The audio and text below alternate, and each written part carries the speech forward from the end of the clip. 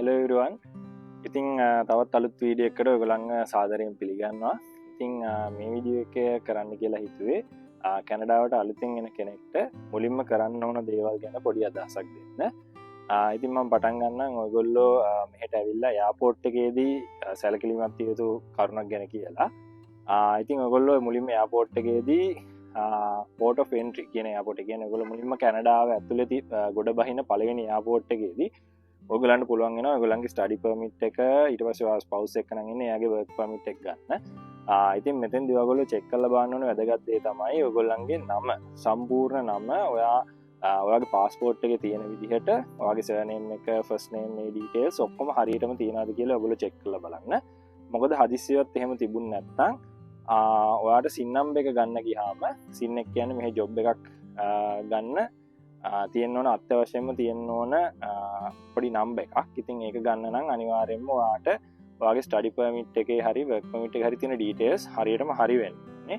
ඉතින් ඔයාගේ මැද නමක් හරි මිසින් නම් ඔයාට හම්බෙන ස්ටඩි පර්මිට් එකේ ඔයාට කියන්න පුළුවන් එතන ඉන්න බෝඩ් ඔෆිසර්ට කරුණාකරලා මේක කරෙක්ට් කරලා දෙන්න කියන එක. ඉතින් ඊළඟ කාරණාව තමයි ඔයා මෙහෙ වැඩ කරනවා නම් ඔයාගේ ස්ටඩි පර්මිට් එකේ කියන්නේ පාර්ට් ටයිම් කරනවා නම් ඔයා ස්ටුඩන්ට් කෙනෙක් විදිහට ඇවිල්ලා ඔයාගේ ස්ටඩි පර්මිට් එකේ තියෙන්න ඕනේ යට ටර්ම් එකක් වෙනම ඔයාට ඔන් කැම්පස් හරි ඕෆ් කැම්පස් හරි වැඩ කරන්න පුළුවන් කියන එක. ඒ ටර්ම් එක ඉන්ක්ලූඩ් වෙලා නැත්නම් ඔයා බෝඩ් ඔෆිසර්ට ගිහින් අපපාරක් කතා කරලා කියන්න මෙහෙම ඔයාට මේ ටර්ම් එක තිබුණ නැත්නම් ඔයාට කැම්පස් එකේ වැඩ කරන්න විදිහක් නැහැ.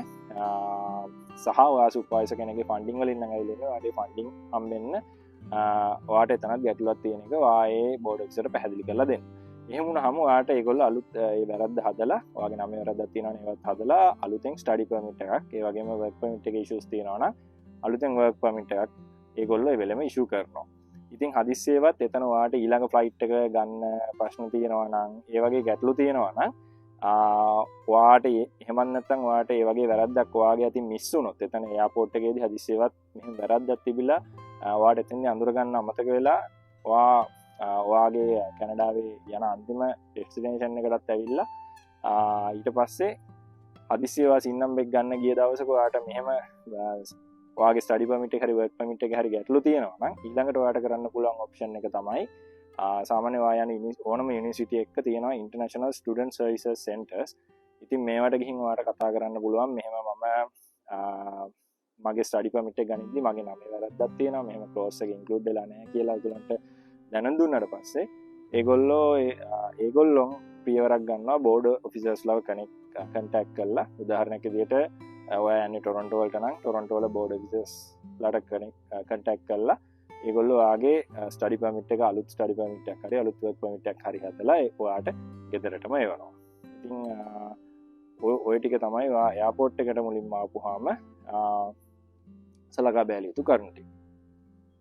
ඉතින් අර විදිහට ඔයගොල්ලෝ ඔයගොල්ලන්ගේ ස්ටඩි පර්මිට් එකයි වර්ක් පර්මිට් එකයි කලෙක්ට් කරගෙන ඊට පස්සේ ඔයගොල්ලෝ ඔයගොල්ලන්ගේ නවතින තැනට ඇවිල්ලා ඔයගොල්ලෝ පොඩ්ඩක් දවසක් දෙකක් ගිහිල්ලා සෙටල් වුණාට පස්සේ ඊළඟට ඔයගොල්ලන්ට කරන්න තියෙන වැදගත් දේ තමයි ඔයගොල්ලෝ මෙහි තියෙන සෝෂල් ඉන්ෂුරන්ස් නම්බර් එහෙම නැත්නම් සින් කියන එකට ඔයගොල්ලෝ ඇප්ලයි කරන්න ඕනේ.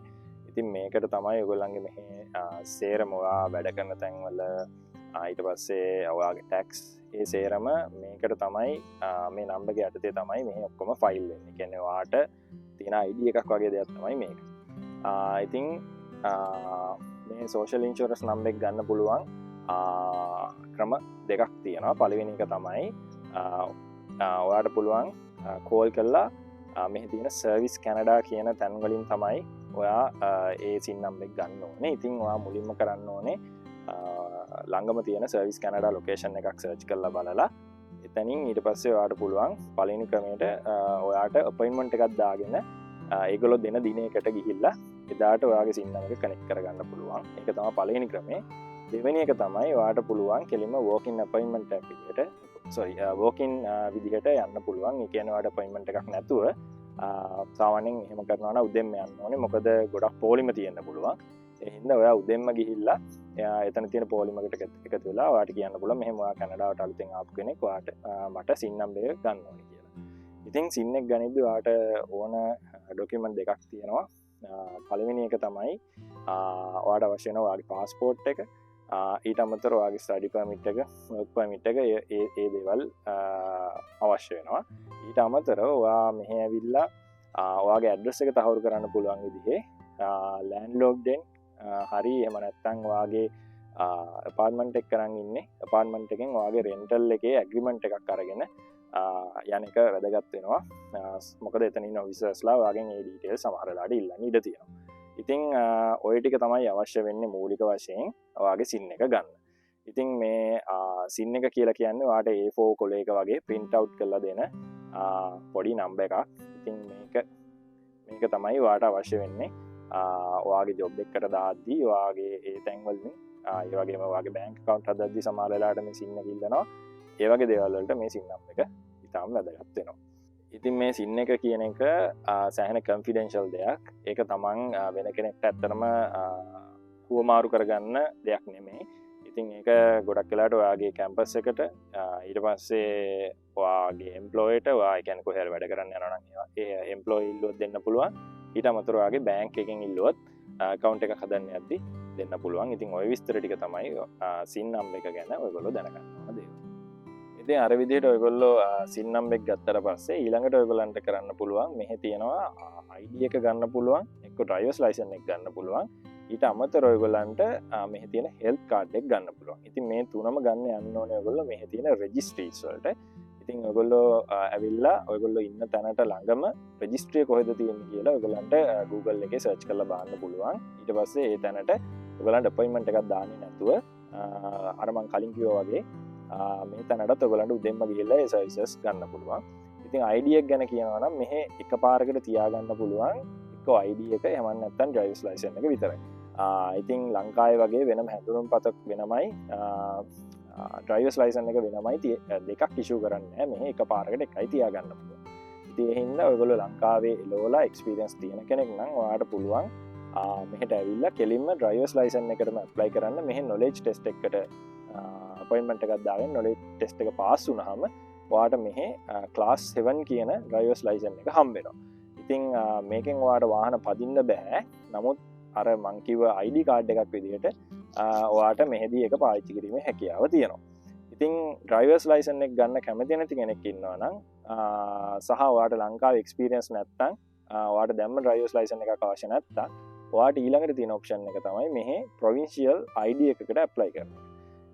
ඉතින් provincial ID එකට apply කරද්දි හරි driver's license එකට apply කරද්දි හරි සාමාන්‍ය $30ක විතර මුදලක් වැය වෙනවා. ඉතින් මම recommend කරන්නේ ඔයගොල්ලෝ ඇවිල්ලා knowledge test එක ලියලා driver's license එකට කෙලින්ම apply කරන එක. මොකද එහෙම නොවුනොත් ඔයා මුලින් provincial ID එක අරන් තිබ්බොත් $30ක් ගෙවලා ඒක ගන්නවා. ඊට පස්සේ අහපෝ ඔයාට පහුකාලීනව driver's license එක ගනිද්දි නැවතත් මොකද එකපාරකට තියාගන්න පුළුවන් එකක් හින්දා ඔයාට අහපෝ අර driver's license එක ඔයාට කලින් ID එක රිටර්න් කරලා අහපොත $30ක් ගෙවන්න වෙනවා driver's license එක ගනිද්දි. ඉතින් මම recommend කරන්නේ ඔයා කෙලින්ම driver's license එකට apply කරන්න කියනවා. ඉතින් health card එක ගැන කියනවා නම් මේ health services free කැනඩාවේ. ඉතින් ඔයාට වෙනම බේත් වලට විතරයි වියදමක් යන්නේ. ඉතින් ඔයාට අනිවාර්යයෙන්ම මේ health card එක තියෙන්න ඕනේ. ඔයා ડોක්ටර් කෙනෙක් හම්බෙන්න යනවා නම් ඊට අමතරව ඔයාට hospital එකකට යන්න ඕන නම් මේ health card කියන එක අනිවාර්යයෙන්ම තියෙන්න ඕනේ. ඉතින් මේකටත් අර කියන registry එකම apply කරන්න පුළුවන්. ඉතින් health card එකට වෙනම වියදමක් දරන්න වෙන්නේ නැහැ. එතෙන්දී ඔයාගෙන් සාමාන්‍ය විස්තර අහලා ඔයාගේ බර, ඔයාගේ උස ඒ වගේ විස්තර අහලා ඒගොල්ලෝ සටහන් කරගෙන ඔයාට health card එක issue කරනවා.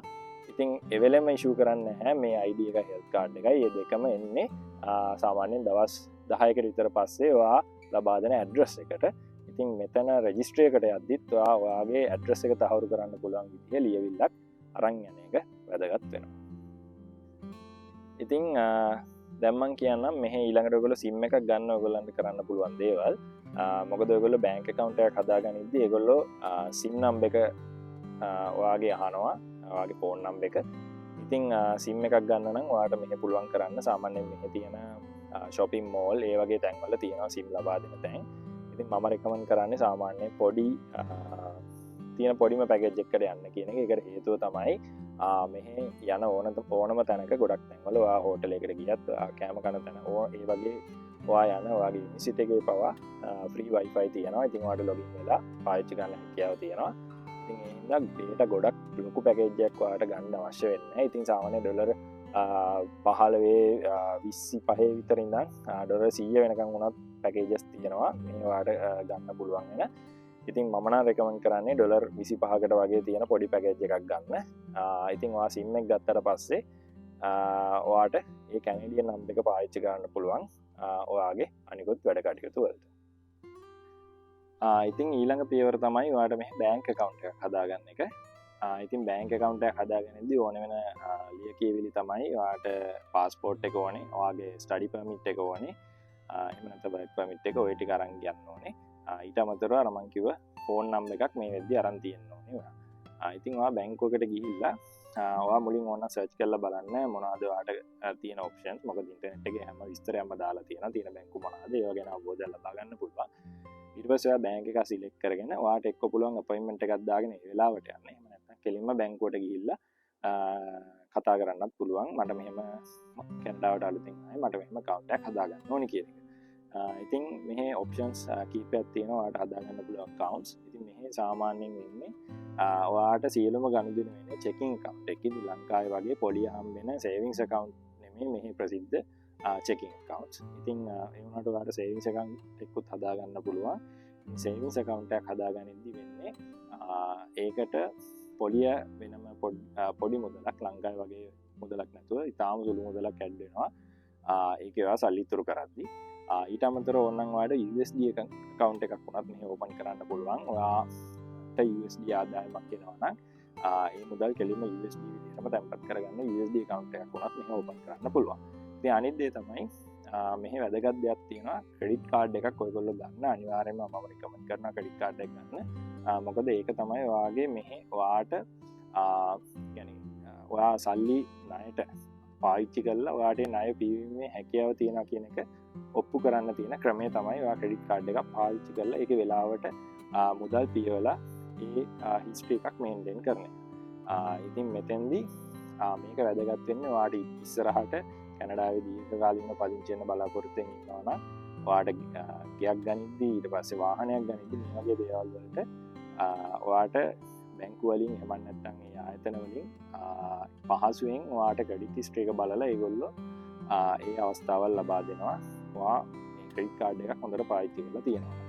ඉතින් ස්ටුඩන්ට් කෙනෙක්ට ඒ වගේ ෆ්‍රී account හම්බුනාට ඒ වගේම ෆ්‍රී කාඩ් හම්බුනාට සාමාන්‍යයෙන් ඔයගොල්ලෝ ස්පවුස් එක්ක නම් එන්නේ ස්පවුස්ට පොඩි මුදලක් වියදම් කරන්න වෙනවා කාඩ් එකට ක්‍රෙඩිට් කාඩ් එකකට වගේම ක්‍රෙඩිට් කාඩ් එකට තියෙන yearly payment එකක් කරන්න.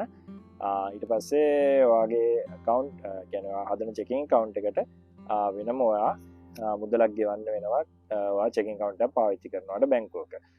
ඉතින් සාමාන්‍යයෙන් ඒගොල්ලෝ ස්ටුඩන්ට් එක්ක එද්දී ගොඩක් බැංක් වලින් කරන්නේ අවුරුද්දක් අවුරුදු දෙකක් වගේ කාලයකට ඔයාට ෆ්‍රී account එකක් හදාගන්න ඒගොල්ලෝ අවස්ථාව දෙනවා. ඉතින් ඒක ඔයගොල්ලෝ පොඩ්ඩක් හොයලා බලන්න කොයි බැංක් එකකද එහෙම ඔයාට අවස්ථාව දෙන්නේ කියන එක. ඉතින් මෙහි ඇවිල්ලා එහෙම account හදාගත්ත කට්ටිය ඉන්නවා. ඉතින් ඒ හින්දා ඔයගොල්ලොත් පුළුවන් ඒ අවස්ථාව ලබා ගන්න. ඒ වගේම ක්‍රෙඩිට් කාඩ් එකත් ඔයගොල්ලන්ට එක අවුරුද්දකට වගේ ෆ්‍රී ගන්න පුළුවන් හැකියාව තියෙනවා. ඉතින් ඒවත් ඔයගොල්ලෝ හොයලා බලන්න මුලින්ම ඔයාට වාසිදායකම තැන කෝකද account එකක් හදාගන්න කියන එක.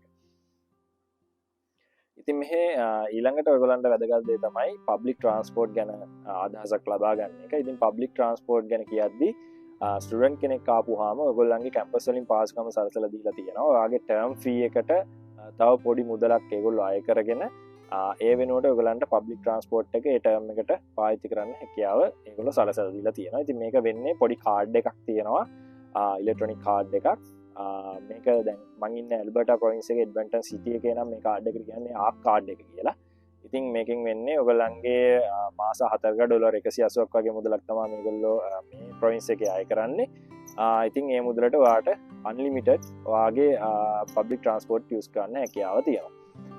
නමුත් ඔයා ස්පවුස් කෙනෙක් විදිහට නම් ස්පවුස් වර්ක් පර්මිට් එකක් තියෙන කෙනෙක් නම් ඔයාට තියෙන හැකියාව වෙන්නේ ඔයාට මෙහි එක්ක ආක් කාඩ් එක ගන්න පුළුවන්. නමුත් අර විදිහේ අඩු මුදලකට පාවිච්චි කරන්න හැකියාව නැහැ. ඔයා පාවිච්චි කරන ප්‍රමාණය අනුව ඔයාට මුදලක් ගෙවලා ආක් කාඩ් එක පාවිච්චි ගන්න තමයි හැකියාව තියෙන්නේ. එහෙම නැත්නම් ඔයාලට පුළුවන් මන්ත්ලි පාස් එකක් ගන්න. ඉතින් මන්ත්ලි පාස් එකක් සාමාන්‍යයෙන් $100ක් වගේ වෙනවා. ඒක මාසේ අදාළ මාසේ ඒකේ කාඩ් එකේ ගහලා ඔයාට කාඩ් එකක් නිකුත් කරන එක තමයි කරන්නේ. ඉතින් මේවා ඇත්තරම ගන්න තැන් තියෙනවා ආකාඩ් ගන්න වෙනම තැන් තියෙනවා ඊට අමතර වාට පබ්ලික් ට්‍රන්ස්පෝර්ට් ටිකට්ස් ඒ වගේ අරමං කිව්ව කාඩ් වගේ දේවල් ගන්න පුළුවන් මෙහ තියෙන සුපමාකට් වලින් ඒ වගේම තව කඩවල් වලින් ඒවැන් ගන්න පුළුවන් ඉති ඔගොල්ලෝ ඒ විස්තරත් ඔයගොල්ලෝ ඉන්න සිටි එකට අදාළ ඉන්ටර්නෙට් එකකින් ගහලා බලුවාම ඔයගොල්ලන්ට හොයාගන්න පුළුවන් කොහෙන්ද ඒවා නිකුත් කරන්න කියන එක ඊට අමතර වාට ඇවිල්ලා මුල්ම දවස් ටිකේ පබ්ලික් ට්‍රන්ස්පෝර්ට් යූස් කරන්න ඕන නම් මොකද ආකාඩ් එක ගන්න මුලින්ම අවස්ථාව නැති හින්දා ඔයාලට පුළුවන් පැය 3කට වගේ මේගොල්ලෝ පාස්ගන් සලසලා දීලා තියෙනවා $3.5ක් වගේ බස් එකේ පොඩි ටිකට් එකක් අරගෙන යන්න. ඉතින් ඒකට ඔයගොල්ලෝ කාසි තියෙන්න ඕනේ හරියටම ඒ $3.5 කාසිය තියෙන්න ඕනේ ඔයගොල්ලෝ ටිකට් එකක් ගනිද්දි. එහෙම නැත්තම් කරන්න පුළුවන් ඔයගොල්ලන් ටිකට් බුක් එකක් ගන්න පුළුවන්. එතකොට ඔයගොල්ලෝ බස් එකකට නගිද්දි මේ ටිකට් බුක් එකෙන් එක ටිකට් එකක් දුන්නාම පැය 3කට අදාළව ටිකට් එකක් ඒ බස් එකේ ඉන්න ඩ්‍රයිවර් නිකුත් කරනවා. ඉතින් ওই ටික තමයි ඔයගොල්ලෝ පබ්ලික් ට්‍රාන්ස්පෝර්ට් ගැන දැනගන්න අවශ්‍ය දේවල්. ඉතින් මීට අමතරව ලොකු විස්තරයක් මම මගේ වෙන වීඩියෝ එකක කරලා තියෙනවා පබ්ලික් ට්‍රාන්ස්පෝර්ට් ගැන. ඉතින් ඒ වීඩියෝ එකේ ලින්ක් එකත් මම මෙතනින් ඔයගොල්ලන්ට දාන්න. ඉතින් මම හිතනවා මේ වීඩියෝ එක ඔයගොල්ලන්ට ගොඩක් වැදගත් වෙයි කියලා. අලුතෙන් එන කෙනෙක්ට මෙහෙ ඇවිල්ලා කරන්න ඕනේ මුලින්ම කරන්න ඕන දේවල් ගැන පොඩි අදහසක් ලබා ගන්න තමයි මේ වීඩියෝ එක මම ගෙනාවේ. ඉතින් මේ වගේ ගොඩක් තව වීඩියෝස් ස්ටුඩන්ට්ලට ඒ වගේම අනිකුත් කට්ටියට වැදගත් වෙන වීඩියෝස් මම මගේ channel එකේ දානවා. ඉතින් මේ වීඩියෝ එක බලුවට බොහොම ස්තුතියි. ඉතින් තවත් මේ වගේ අලුත් වීඩියෝ එකකින් ඉස්සරහටත් හම්බෙමු. ඉතින් channel එකට අලුතෙන් එකතු වෙච්ච කෙනෙක් නම් channel එක subscribe කරන්න කියලා ඉල්ලනවා. ඉතින් එහෙනම් ආයෙත් තව වීඩියෝ එකකින් හම්බෙමු. බොහොම ස්තුතියි.